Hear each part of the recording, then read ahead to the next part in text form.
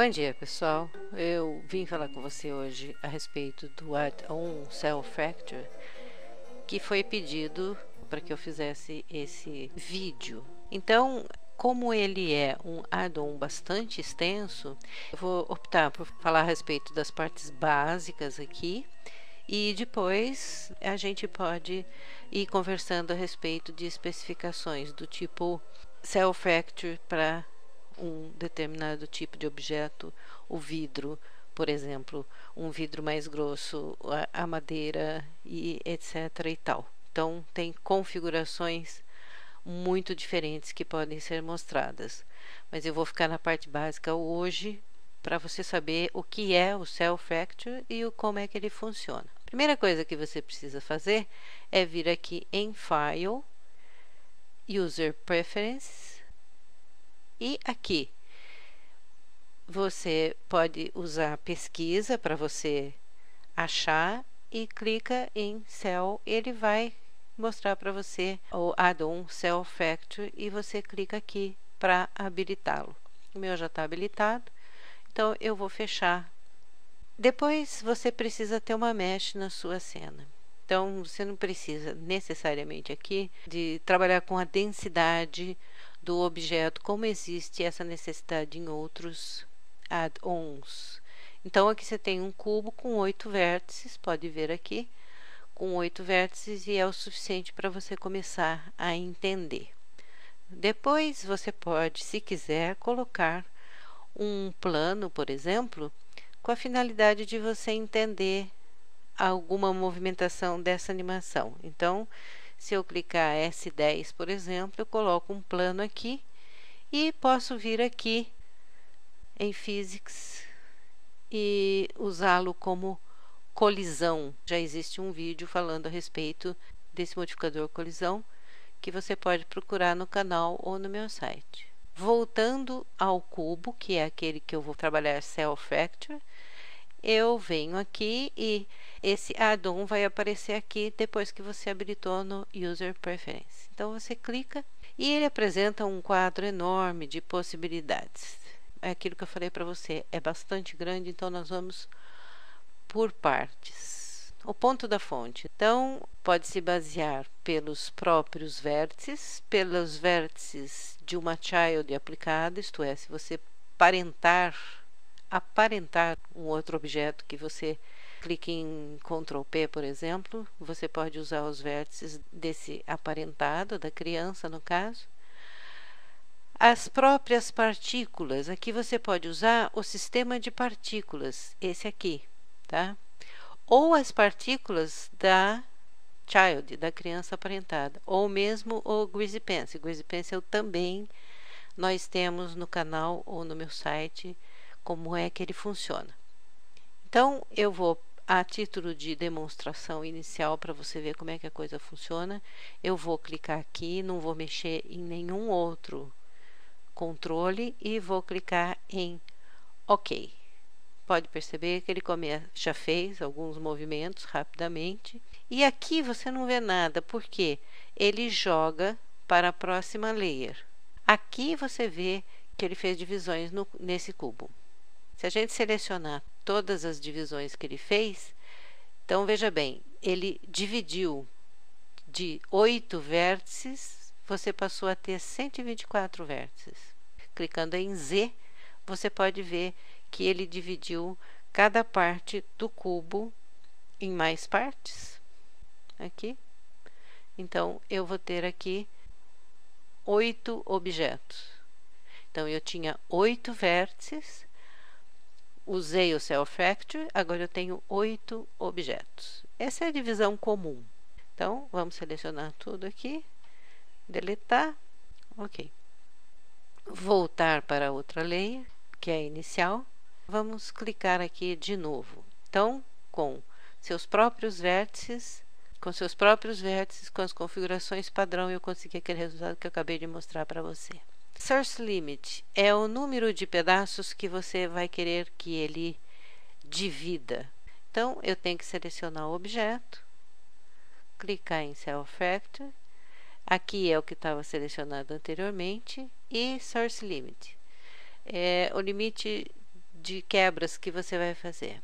Então, eu tenho 8 vértices. Quando eu quebrei, eu multipliquei esses vértices, lógico. Agora, se eu impuser um limite aqui, tipo 50, ele não vai passar desse número de 50.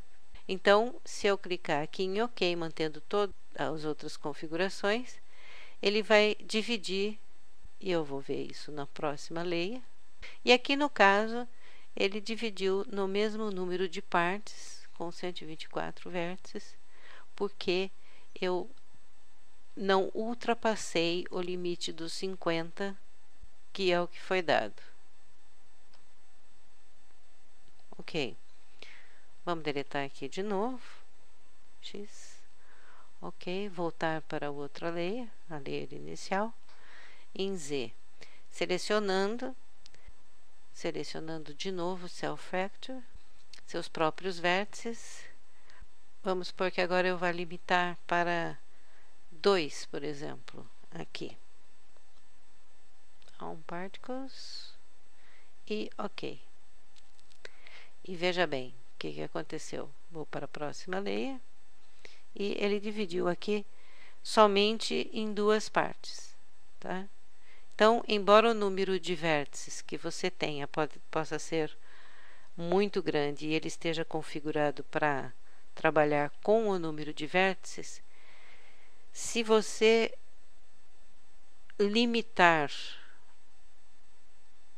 o número de vértices aqui nesse item, ele vai se restringir a esse número que você deu aqui. Essa é uma possibilidade.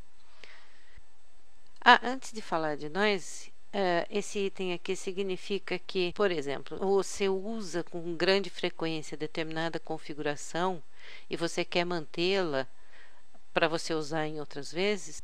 Você clica aqui no sinalzinho de mais, você põe as configurações que você queira, lógico, clica no sinalzinho de mais, escolhe um nome que você queira e clica em OK.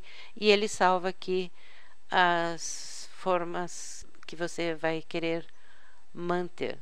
Então, vamos selecionar o objeto, os próprios vértices, e falamos de Source Limit, agora de Noise. Noise significa uma variação de tamanho, de forma que ele apresenta, que ele mostra. Em vez dele, você lembra-se que ele dividiu tudo quadradinho da outra vez, e se você colocar Noise em 1, por exemplo, sem mexer em mais nada, você vai provocar variação de forma. Pode observar que ele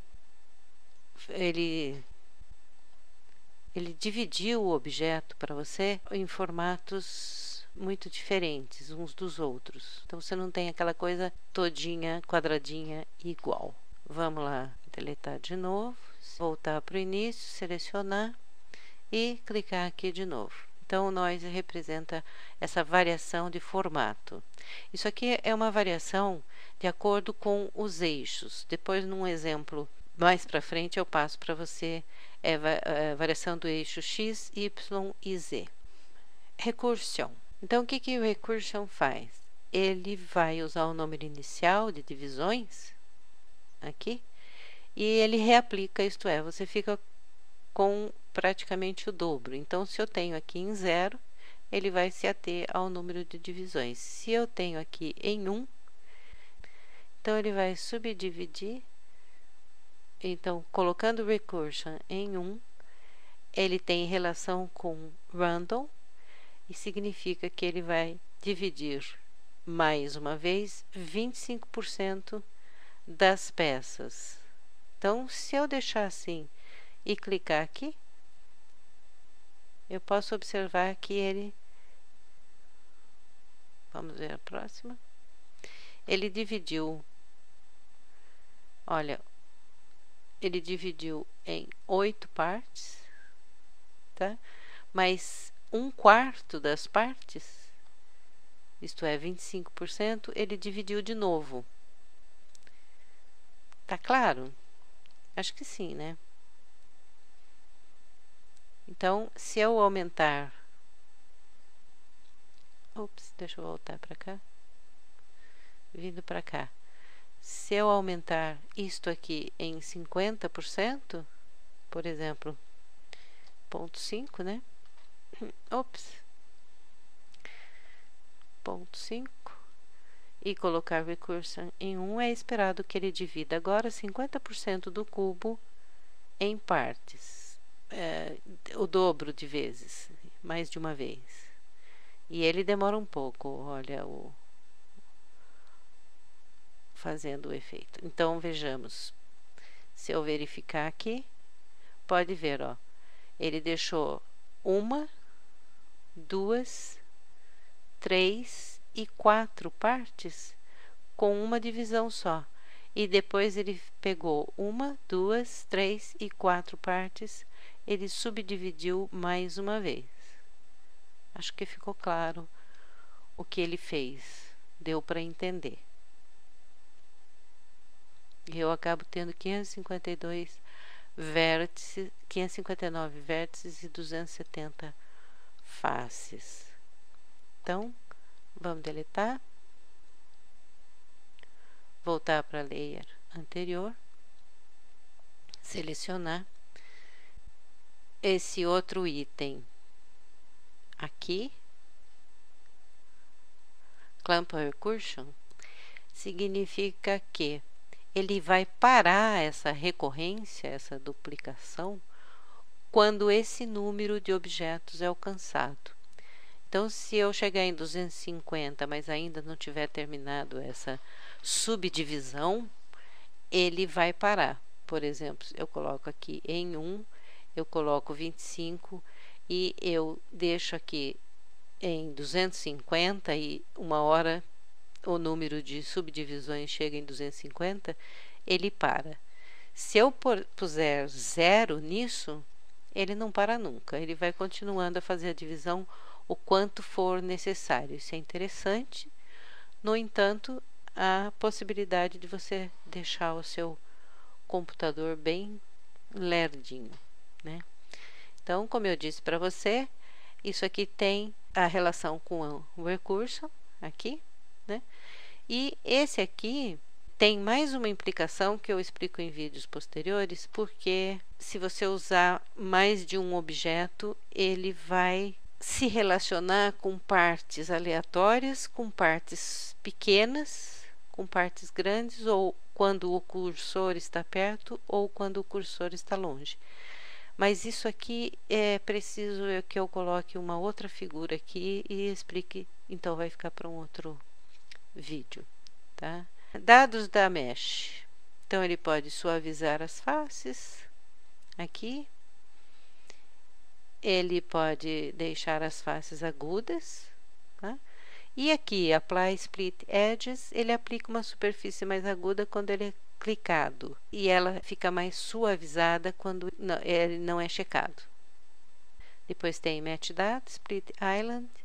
E isso aqui é bastante interessante para um entendimento. Isso aqui é a separação, é o espaço que tem entre as peças. Então, se eu colocar aqui 1 e fizer a divisão, eu vou olhar aqui, eu posso ver bem de pertinho, clicando em Z, inclusive, um pouquinho mais longinho, que ele deixa um espaço entre um objeto e outro, entre um pedaço e outro. Então, você pode aumentar aquela margem, você pode diminuir aquela margem. Veja bem, ele deixa um vão entre as peças.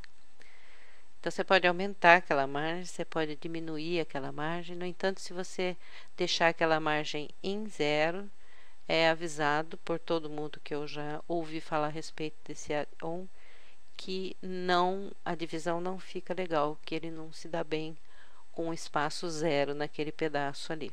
Então, X, delete, voltando ao cubo inicial.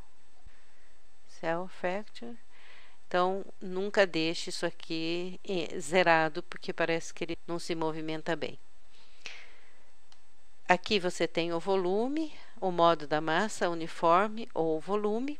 E a massa? A massa você pode aumentar a massa e ela vai se comportar com certeza de forma diferente se você mexer nela. E Layer Index significa que aqui está checado o Next Layer, isto é, ele vai mostrar os pedaços do objeto, né, objeto quebrado já, na próxima layer. E você pode mudar aqui, você pode escolher a layer que você quiser, não precisa deixar aqui. Você pode definir um grupo de objetos aqui e mostrar o progresso em tempo real. E tem mais uma parte que eu não mostrei para você, que eu acho interessante mostrar agora nessa primeira vez. Delete. Vamos à forma anterior e Self Factor. Por alguma razão, eu pulei. Material. Isso aqui é o seguinte, você pode ter material aplicado, funciona da seguinte forma, melhor eu exemplificar para você. Você vem aqui e aplica um material, você escolhe 2 materiais. Vamos escolher uma cor bem contrastante. E depois você vem aqui e escolhe mais um material. Vamos pôr uma outra cor bastante contrastante, azul, por exemplo. Ok. E você consegue, clicando aqui, se você escolher, por exemplo, aqui você precisa prestar atenção, o material 0 é esse material aqui. E é o material que está aplicado aqui. Esse material 1 é esse material aqui.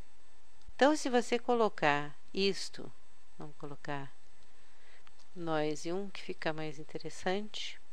E aí a gente pede essa subdivisão, voltando para a outra forma, indo para a layer seguinte. A gente separando, você vai ter dentro disso aqui colorido, pode observar, você vai ter a cor do material 1 que você colocou lá, por dentro, tá?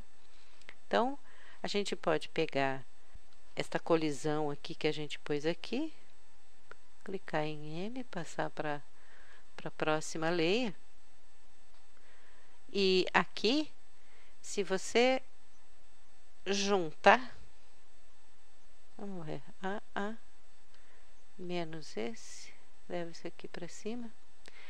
Se você entrar no Blender Game, por exemplo, e clicar em P, você vai conseguir ver esse resultado interessante das peças. Deixa eu diminuir um pouquinho e fazer de novo. Blender Game, clicar em P, clicar em P, você pode ver o resultado das peças caindo, tá? Agora, você vai para o Blender Game, gravar a animação, toca a animação, clica em ESC para sair, volta para Blender Render, ele gravou aqui a animação. E agora você pode altear e fazer a animação acontecer no render interno do Blender, tá? Então, esse é um princípio bem básico a respeito do Self Factor. Tem bastante coisas e possivelmente eu vou gravar outros vídeos para explicar melhor para você as outras possibilidades. Por enquanto é só. Eu espero que você tenha gostado, entendido, e até o próximo vídeo.